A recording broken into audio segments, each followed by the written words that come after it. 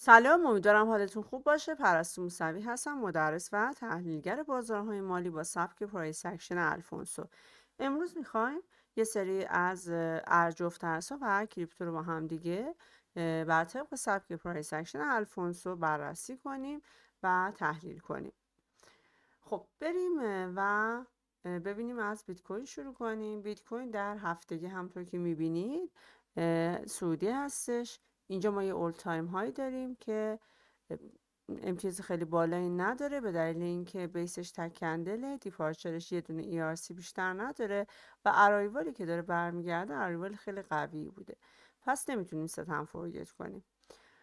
میریم تایم روزانه. همطور که میبینین تایم روزانه دیگه از حالت صعودی خارج شده، حتی فکر کنم حالت نزولی گرفته. اگر اینجا ما اینو رسم کنیم، اینجا توی برخورد یک مسئول شکست داریم.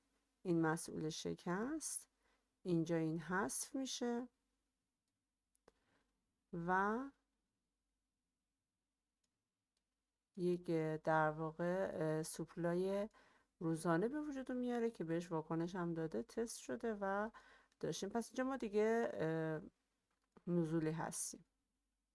خب که میتونستیم از اینجا، حالا زمانی که نزولی شده، ما بیایم و معامله شورت باز کنیم، ولی الان دیگه توی دیمند هفتگی هستیم و دیگه در واقع نمیتونیم شورت کنیم. بیایم اینجا. پس ما میشیم سناریو 3، یعنی هفتگی آپیم ولی دیگه روزانه و H4 ما آپ نیستیم. بیایم دنبال نستد H4 بگردیم تا ببینیم اینجا یا میتونیم نستدی پیدا بکنیم یا نه. خب اگر اینجا رو نگاه بکنید، ما اینجا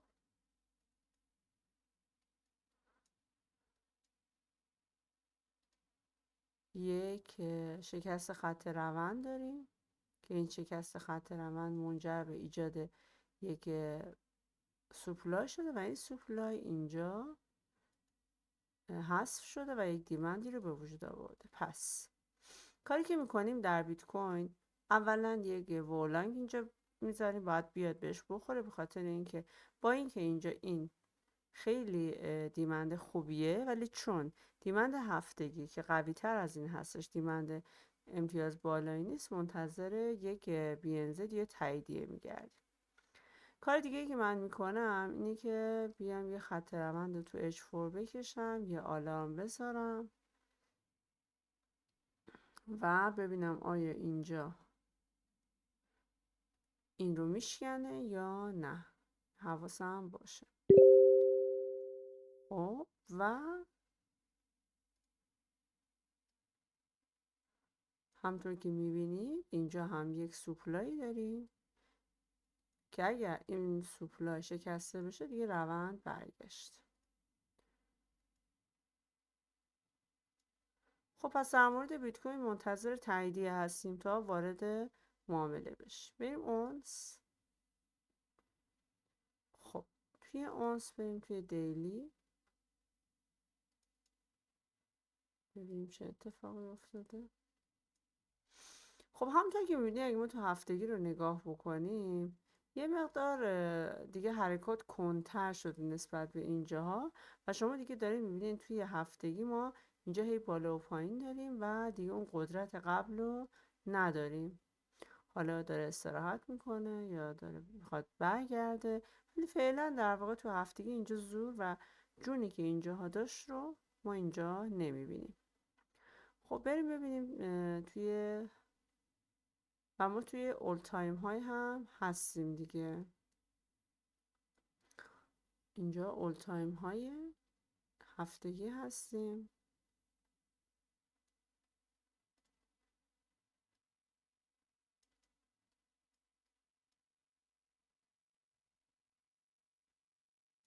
که خیلی دیمند جالبی هم نیست و نمیکشیمش. بریم توی دیلی ببینیم اینجا چه اتفاقی افتاده. خب توی دیلی همونطور که میبینیم ما هی بالا و پایین شدن رو داریم. اینجا اگر این خط روند رو بکشیم، این خط روند قطع نشده، پس همچنان روند صعودی هستش. اینجا اومده خورده به خط روند و دوباره برگشته.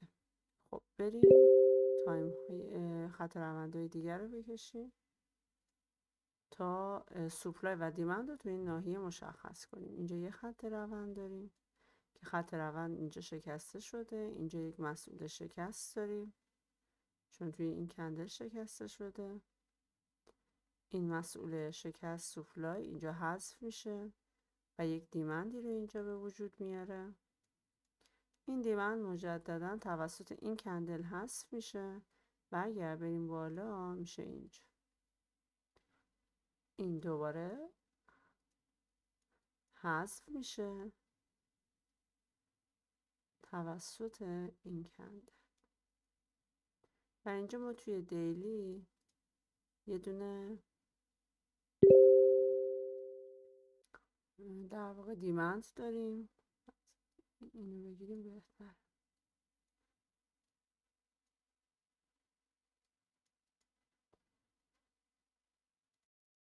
خب بریم سراغ H4 شما همطور که میبینید اینجا این ببینیم میتونیم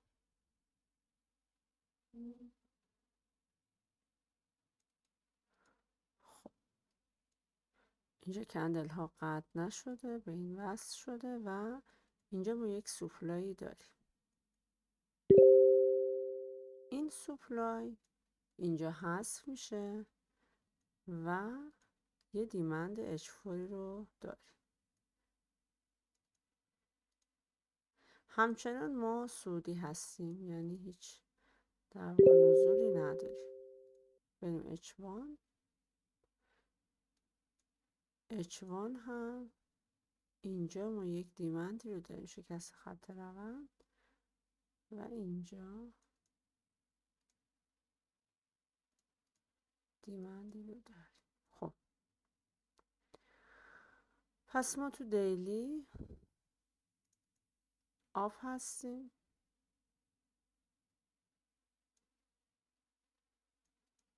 اینجا ببینید همون اینترچنج زونه و در واقع ما یه فلیپ زونی هم داریم. اینجا یه قله اینجا با قدرت رد کرده.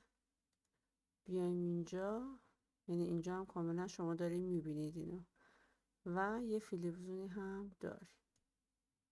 خب دوباره اینجا یه آلارم میذاریم. من روی هر دوتا آلارم میذارم، هم روی H1 و هم روی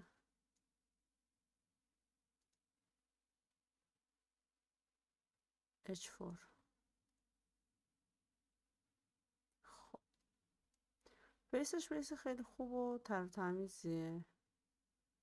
اینجا میگم این حمایت های فلیپ زون رو هم داره، در نتیجه میتونه برای ما یه لانگ خوبی بده.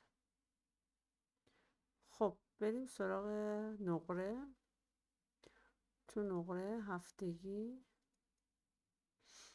همچنان آب هستیم. دیلی خب تو دیلی چه اتفاقی افتاده؟ اینجا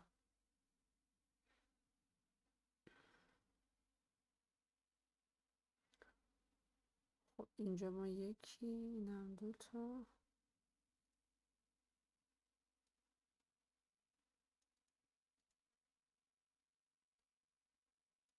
چه اینو بگیریم چه این دوتا رو بگیریم فرق نمیکنه. در هر صورت خط روند شکسته شده. یک سوپلای داریم، این سوپلای حذف شده و یک دیمند 4 ساعته رو اینجا به وجود آورده. این دیمند نتیجه حذف میزونه. ما اینجا هم همچنان در دیلی سعودی هستیم. بریم H4 هم سعودیم همچنان همطور که میبینید. اینجا ما توی H4 هم سعودیم. اینجا یک خط روند شکسته شده که شکست خط روند منجر به ایجاد سوپلای شده و این سوپلای این دیمند رو به وجود آورده. دیمند ما امتیاز خوبیه به دلیل اینکه اینجا با یک کندل خیلی خوب که به اندازه 2 تا کندل ERC هستش اومده و خارج شده. بیسش هم بیس بدی نیست. 1 2 3 4 5 1 2 3 4 5 6 البته 7 است. خب سر این که بیس کامل نیست پس ما اینجا نمیتونیم ست هم فورگت کنیم و وولانگ میکنیم. اینو من بنویسم وولانگ. بذاریم که در تایم فریم های پایین تر ببینیم اولا با چه ارایوالی برمیگرده و بعد یه BNZ جدید تشکیل بشه و اونجا ما چیکار کنیم؟ لانگ کنیم. خب بریم شاخص دلار رو هم ببینیم. تو شاخص دلار تو هفتگی همونطور که میبینیم ما دیگه نزدیک هفتگی هستیم. یه برخورد باهاش داشته. بعد از اینکه رسیده الان اومده بالا توی دیلی ما اوت آف الاینمنت هستیم. ولی تو قسمت پایینه، در واقع تو منطقه ارزون هستیم ولی اوت آف الاینمنت شدیم اینجا. پس تو منطقه ارزون حالا روی دلار فقط در همین حد که ببینیم این صعودی میشه یا نزولی، چون برای جفت ارزهای میجرمون خب خیلی لازم داریم اینو. 4 ساعته رو یه نگاهی بندازیم. خب بله تو 4 ساعته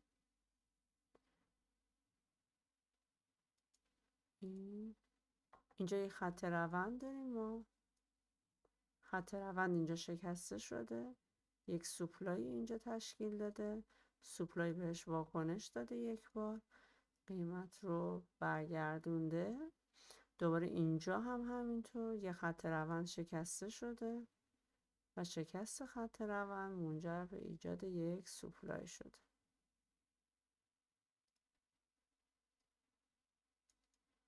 پس ما در H4 فعلا نزولی هستیم و یه همچین خط روندی رو میتونیم براش رسم کنیم. البته این نمیشه به دلیل اینکه این لوورلو نزده. خب پس ببینیم اینجا میتونیم اینجا خط روند رسم میکنیم ببینیم آیا اینجا سوپلای دیمندی حذف شده یا نه. اگر من این رسم کنم نه، این اوت آف الاینمنت هنوز حالت نزولی پیدا نکردیم. خب ببینیم دیمند این طرف رو داریم. این اگر این دیمند باشه در هر صورت حذف میشه. اینجا ببینیم آیا نه این حذف نمیشه. فقط در واقع دیمند ما اینجاست. یکی اینجا که اینم کانسیلنشن اوی انجام نداد. خب تو 4 ساعته در واقع فعلا داریم میره پایین. بریم یورو یو اس سی ببینیم اینجا چه اتفاقی افتاده. خب یورو یو اس سی همونطور که میبینید توی هفتگی ما دیگه از حالت صعودی خارج شدیم، اوت آف الاینمنت هستیم. بریم روزانه. توی روزانه ما اینجا میتونیم یه خط روند رسم کنیم براش، ولی همچنان نزولی نشده به خاطر اینکه هیچ دیمندی حذف نشده اینجا. یعنی درسته که اینجا خط روند نزولی تونستیم رسم کنیم ولی تا دیمندی حذف نشه نمیتونیم بگیم نزولیه. بریم 4 ساعته. خب توی 4 ساعته ما چه چیزایی داریم؟ اینجا یه خط روند شکسته شده، یه دونه دیمند اینجا به وجود اومده که این دیمند اینجا حذف شده. حذف این دیمند هم منجر به ایجاد این در واقع سوپلای شده، این H4. خب اینجا در H4 هم ما روند نزولی هنوز نداریم، یعنی اینجا این حذف شده، یه دونه H4 داریم. پس ما اگه بخوایم اینجا از قوانین ریالیمنت بریم نمیتونیم هیچ در واقع سناریویی به کار ببریم، به خاطر اینکه ما توی دیلی هنوز out of alignmentی، یعنی روند نداریم. W هم همینطور هفتگی و 4 ساعت هم همینطور. پس هیچ. بریم یورو جی پی وای، فکر کنم چیزایی داشت. توی یورو جی پی وای ما درگیر یک عالمه سوپلای تایم بالا هستیم، یعنی در ماهانه هم ماهایی، در هفتگی هم ماهایی و ویم تایم دیلی هنوز روند نگرفته. ببینید اینجا چقدر هی داره بازی میکنه. هنوز روندی ما در دیلی نمیبینیم. تو 4 ساعته هم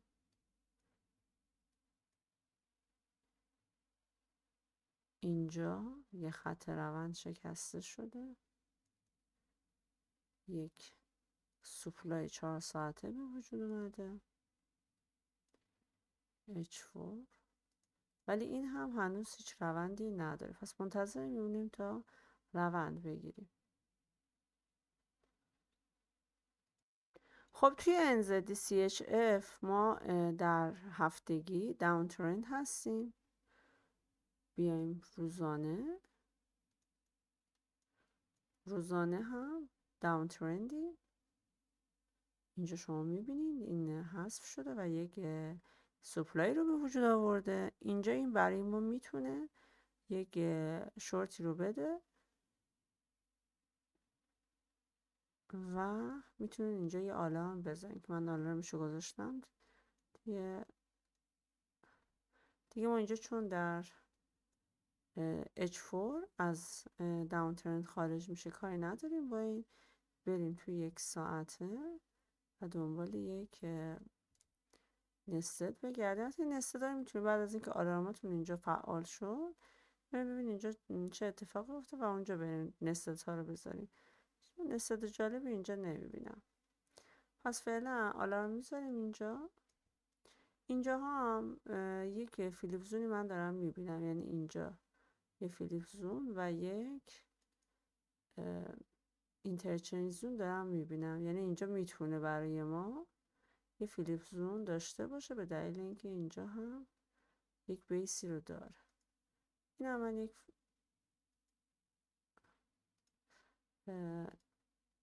توی این قسمت یه دونه آلارم میذارم که ببینم وقتی بهش میرسه چه اتفاقی میفته، آیا به این واکنش میده یا نه. این هم میذاریم فیلیپس. خب بریم چند تا کریپتو هم با هم بررسی کنیم. ریپل همونطور که میبینید تو هفتگی ما آف هستیم. اینجا یه بیس خیلی خوبی رو به خاطر حذف این در واقع سوپلای که اینجا حذف میشه اینجا به وجود آورده.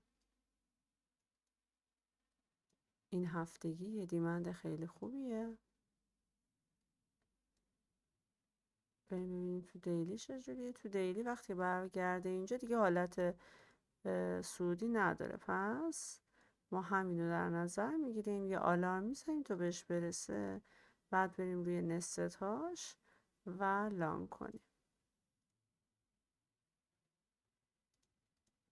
این خیلی بیس خوبیه. دیپارچر 2 تا کندل ERCه داره خیلی فشرده برمیگرده، پس میتونه برای ما اینجا در واقع یه لانگ خیلی خوب بده. دقت کنین که بازار کریپتو چون کم عمقه، خیلی در واقع آلت کوین ها پشت سر بیت کوینن، یعنی اگر بیت کوین یه ریزش خیلی زیادی داشته باشه، زمانی که آلت کوین ها همه دیمند ها میرسن به راحتی دیمند ها رو حذف میکنن. برای همین حواستون باشه که به بیت کوین نگاه کنید. از بعدی مونرو هست با نواد XRM که اینجا هم همینطور که میبینید ما هفتگی سعودی هستیم. شکست خط روند، ببخشید، حذف زون مخالف رو داریم و اینجا یک دیمند خیلی خوب و امتیاز بالا داریم توی هفتگی. اینجا دوباره میتونی یه آلارم بذاریم و اگر بهش برسه میریم توی نستد هاش و لانگ میکنیم. ارز بعدی استلا با نماد XLM که اینجا شما میبینین که اینجا اومده و خط روند شکسته شده. شکست خط روند منجر به ایجاد یک دیمند شده که اینجا توی W هستیم.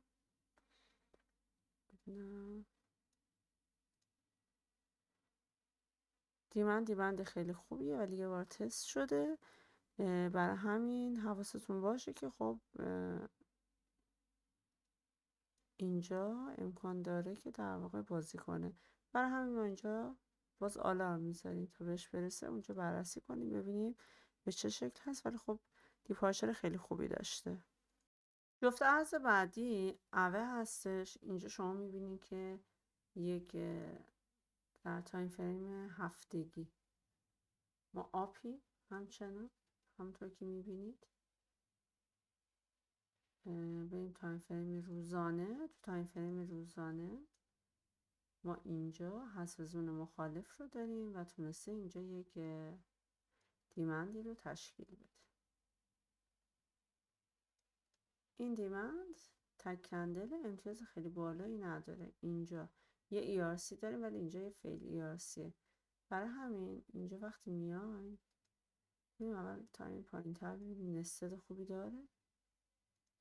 خب یه بار بهش واکنش داده دیگه. اینجا در واقع این همونطور که میبینید این واکنش رو داده بهش. بریم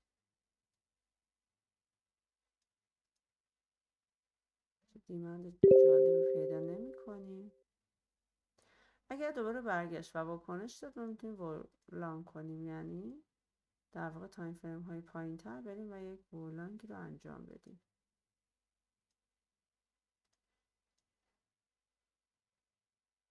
خب امیدوارم که این تحلیل ها شما بیشتر جنبه آموزشی داشتین از جنبه سیگنال و میخواستم ببینیم که چطور میتونیم که در واقع ارزها یا کریپتوها رو با هم دیگه تحلیل بکنیم و آلارم بذاریم تا آلارم ها بهش میرسه و بعد بریم ببینیم که اونجا حالا باید چی کار بکنیم رو میخواستم بگم. اصلا جنبه سیگنال نداره، فقط جنبه آموزشی داره. برای همین وقتی که به اینها میرسن حتما خود بررسی انجام بدید، چون قطعا خیلیشون نیاز به ورلانگ یا در واقع یک بیس جدید دارن که بریم یه BNZ پیدا بکنیم. بقیه آموزش ها رو من توی گروه یا کانال میذارم. اگر این آموزش ها و تحلیل ها براتون مفید هست لایک کنین، سابسکرایب کنین تا من هر هفته در واقع این تحلیل ها رو با سبک آلفونسو بذارم تا شما هم انرژی در واقع بتونین استفاده بکنین و بتونین تحلیل های ترتمیز سری داشته باشین. موفق باشید.